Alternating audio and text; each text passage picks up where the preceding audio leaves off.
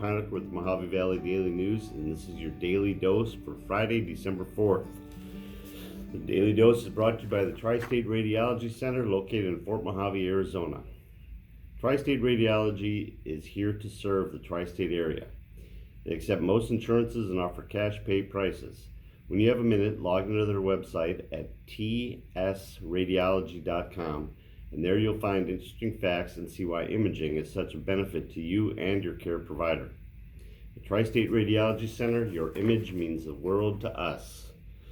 All right, happy Friday. Hope everyone's getting ready for the weekend. Let's see what we have going on. Top story, Bats manager looks at past, present, and future. So this was from the city council meeting the other day when they were on Tuesday when they were talking about Bats. Bats is providing free bus service for the entire month of December. So they talked a little bit about Michael Peluso, the manager of the Bats, the Bullhead Area Transit System. Talked a little bit about the history of it. It was created in 1998. And they've been providing, I think he said, 2.8 million passenger rides since then, accounting for 5.25 million miles. So the whole story talks about the history, how it was created. His mother at one point had managed the system, and just scheduling when they start in the morning, how long they go, how many days of the week, all that kind of stuff. So a lot of good information about our Bats system. We have 131 new cases in Mohave County of COVID, but what I thought was most interesting is when you see the little blue box there.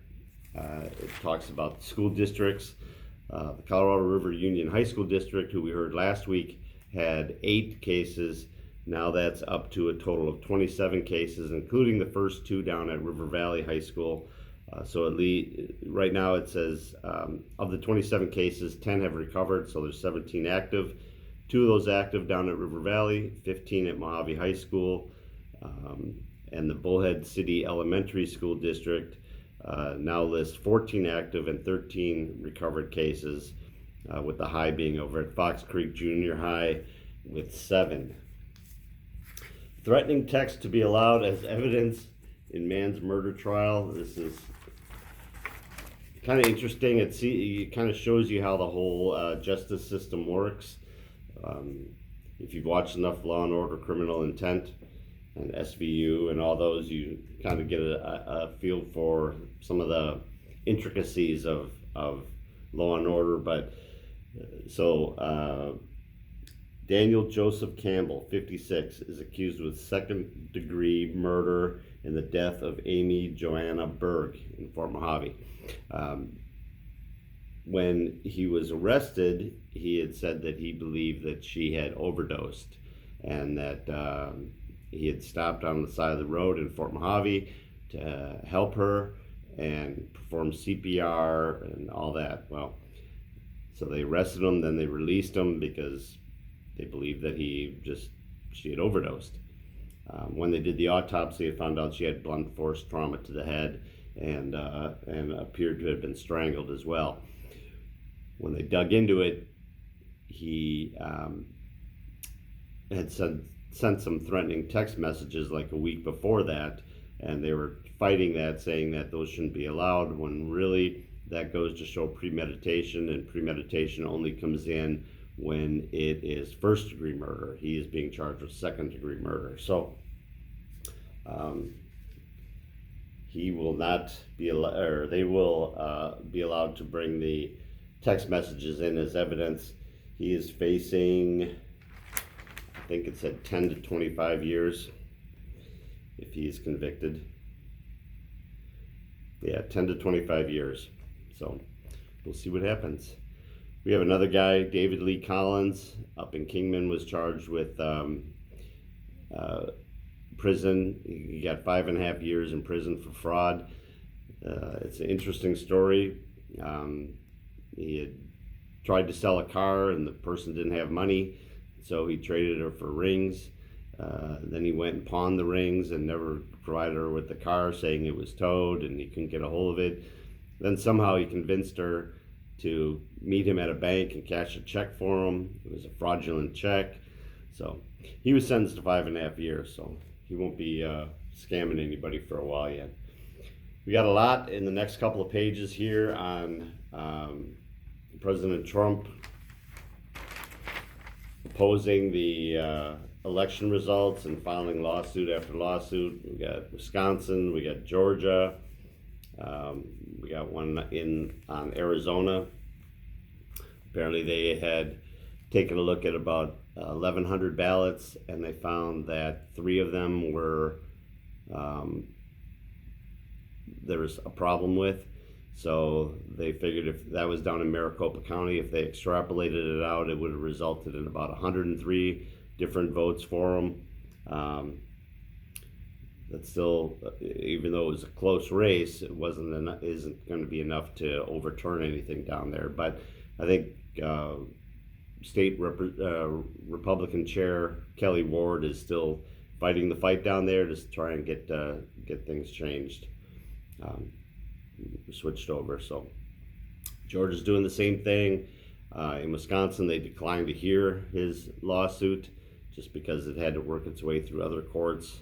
They're not saying that the lawsuit doesn't have merit. They're just saying it's got to get through other courts first before it gets there. We got a little bit on sports.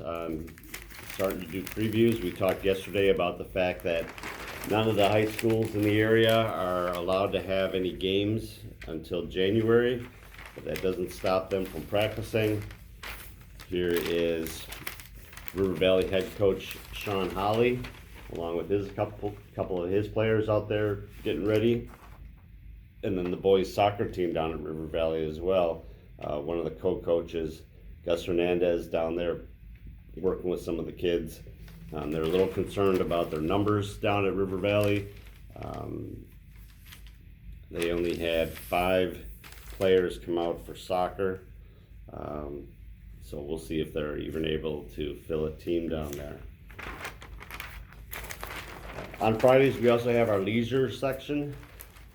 Some people refer to it as our fishing section. But here's a headline for you. Fishing is fun, especially when you catch fish. Well, I wouldn't know. I have tried. It's not something that I'm very good at. So here's a picture of Rob Chow, Keenan Gullerez, Mike Gonzalez, and Larry Falando showing off their stripers. This one in the middle. That's a beast, huh? What did he say? 19 pounds.